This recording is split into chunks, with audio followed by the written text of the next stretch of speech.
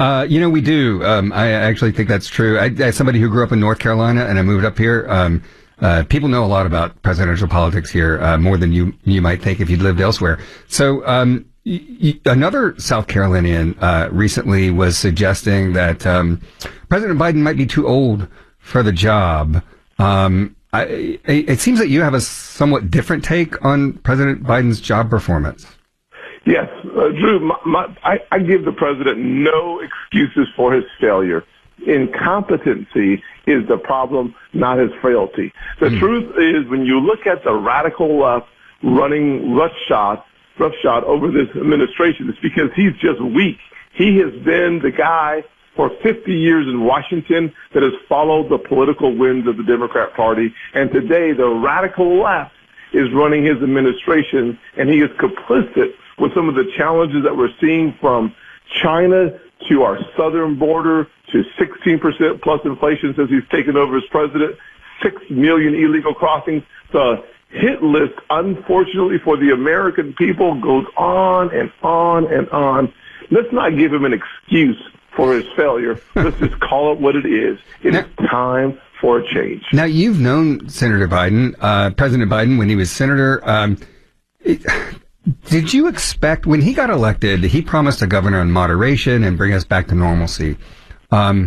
Is the way he's governed since being elected a surprise to you, or is this what you expected?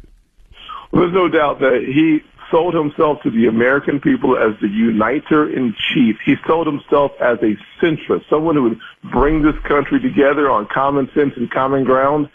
He has done exactly the opposite. What we know for certain is that he has made a gamble. He has gambled that the road to socialism is in his party's best interest.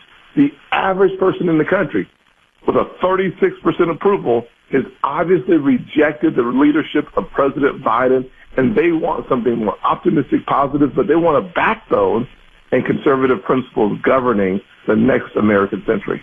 Do you think if Biden had stood up to Bernie Sanders, I mean, Bernie's been chairman of the budget committee, he's chairman of other committees, he's like, setting the agenda in D.C. for so much of the party, and there's others too, Liz Warren, et cetera. If you think he had stood up to them and said, we're not going to spend all this extra money, we're not going to, promote these sort of woke policies, that he'd be in a better position now? And why do you think he just didn't do that? Well, Drew, I think you asked a very good question. The bottom line is I think he made a bet. I think you can look back at his State of the Union speech and see that he decided not to pivot to the right. He decided to not triangulate. He decided to go hard left with great intention. The objective was not to say no to Elizabeth Warren or Bernie Sanders. It was to say yes to another multi-trillion-dollar deficit, under the assumption that if we could create a culture of grievance, if he could create a culture of victimhood with a narcotic of despair, that the American people would listen to him, that he would talk about the past more than the future.